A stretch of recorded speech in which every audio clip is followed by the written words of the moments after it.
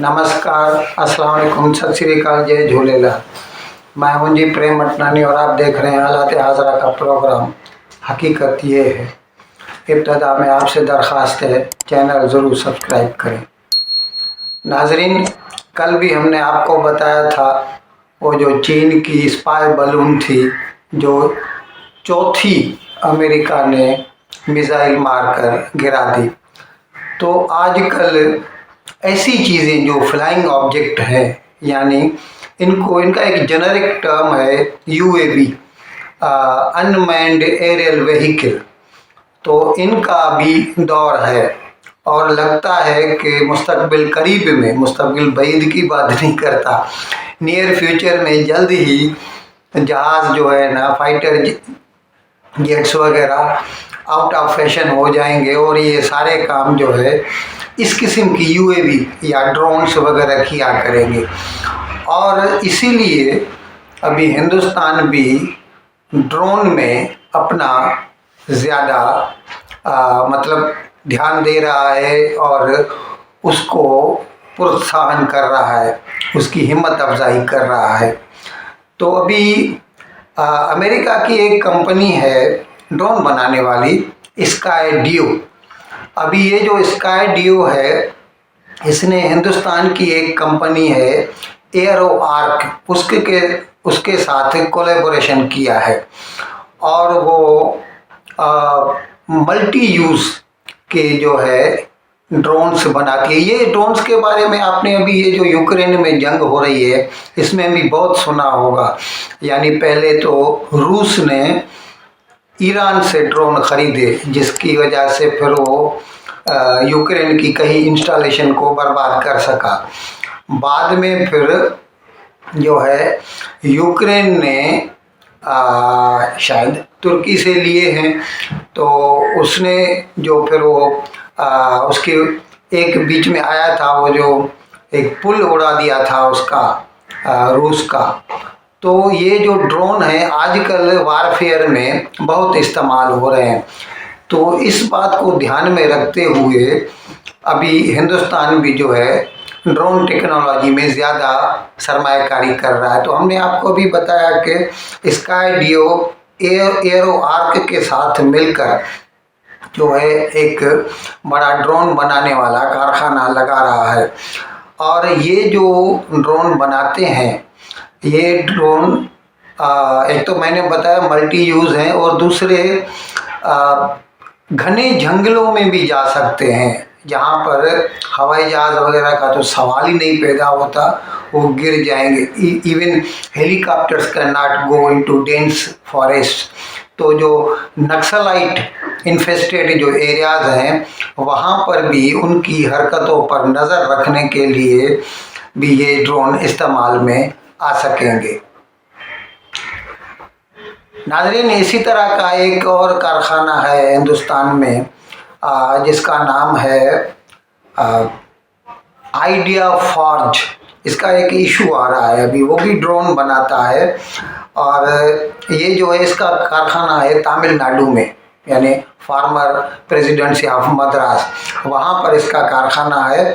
और ये इसका जो क्लेम है कि हिंदुस्तान में जितने भी ड्रोन बनते हैं 50% ड्रोन वो अकेला बनाता है। और इसके जो ड्रोन्स हैं ना, उसका जो मेजर परचेज़र है, बायर है, वो गवर्नमेंट ऑफ इंडिया है। यानी उसमें सारी एजेंसीज आ जाती हैं, पुलिस है, आर्मी है और दूसरे जो पैरामिलिट्री ऑर्गेनाइजेशंस हैं, एजेंसीज हैं, ज़्यादा से ज़्यादा वही इससे आइडिया फॉर्ज से ड्रोन खरीदती हैं। नाज़रीन, पाकिस्तान के साबिक वज़ीर आज़म और पीटीआई के चेयरमैन जनाब इमरान खान, उन्होंने 2 रोज़ कबल वॉइस ऑफ अमेरिका को एक इंटरव्यू दिया। वॉइस ऑफ अमेरिका की जो पाकिस्तान में जो रिप्रेजेंट करती है, उसको इस्लामाबाद बेस्ड है, उसने इंटरव्यू किया लाहौर में ज़मान पार्क के उसके बंगले में। तो उसमें अभी उसने अपना नैरेटिव ही बदल दिया।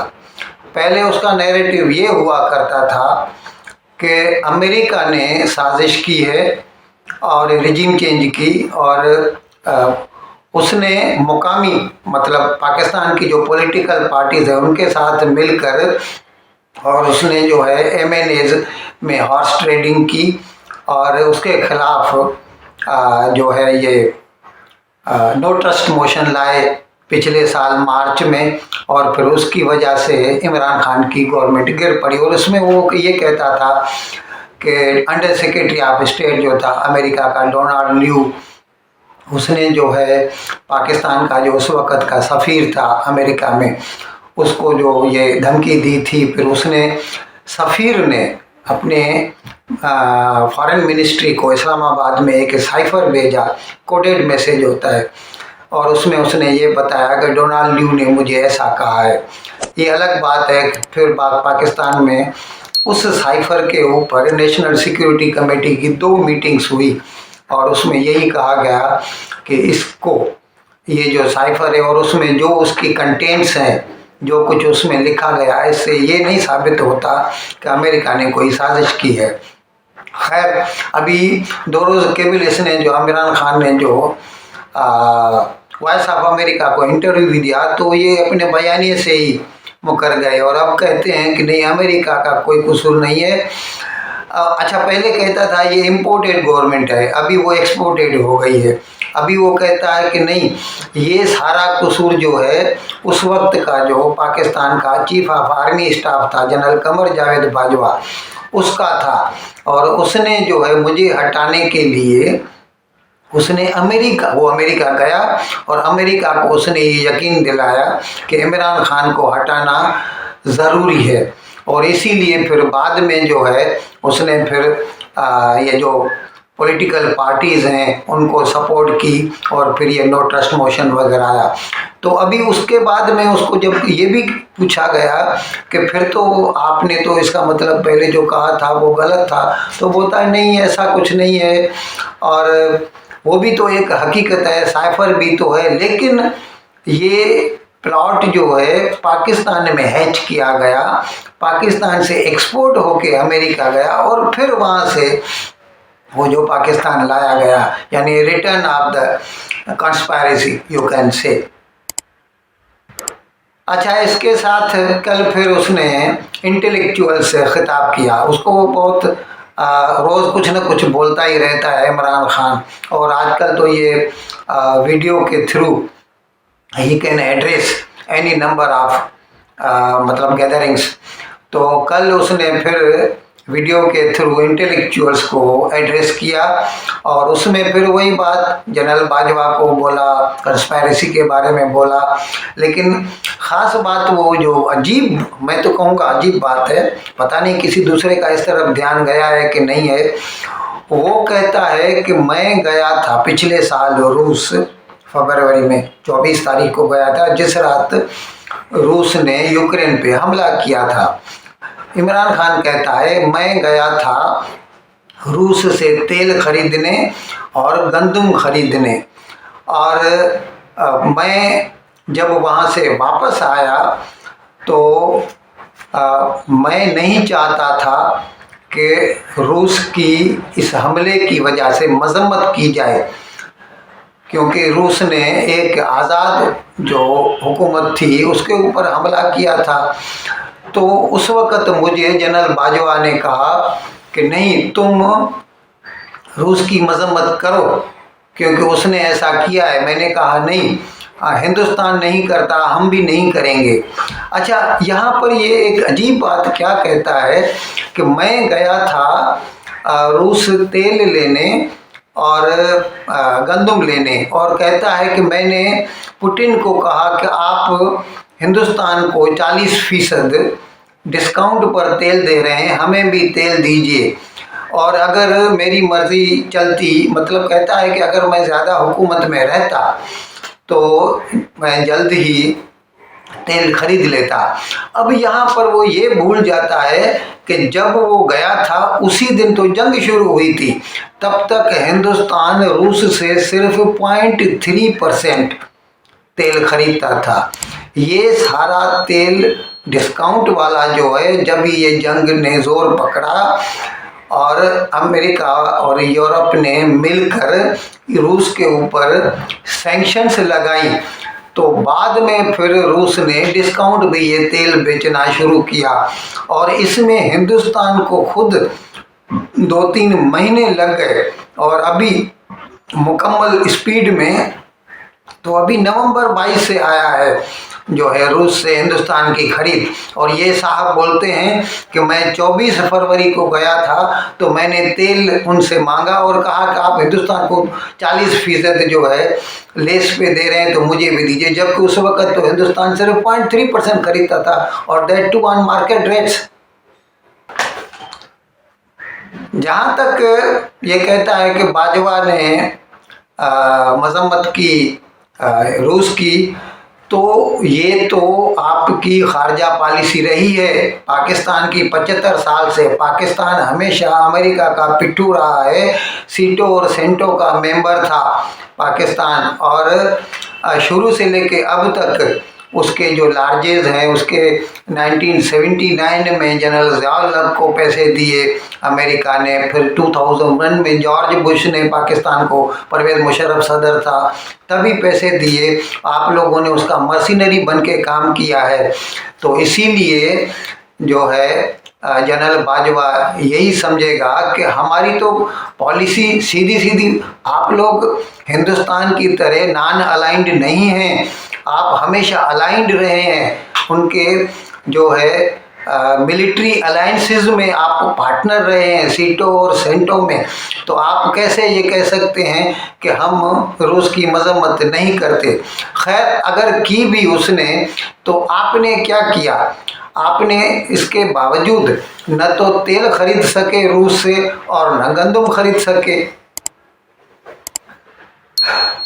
नाज़रीन, जनाब इमरान खान कहता है कि मेरी कुछ नहीं चलती थी 4.25 साल जब तक वो वज़ीर आज़म था, मेरी कुछ नहीं चलती थी, सारा हुक्म जनरल बाजवा का चलता था।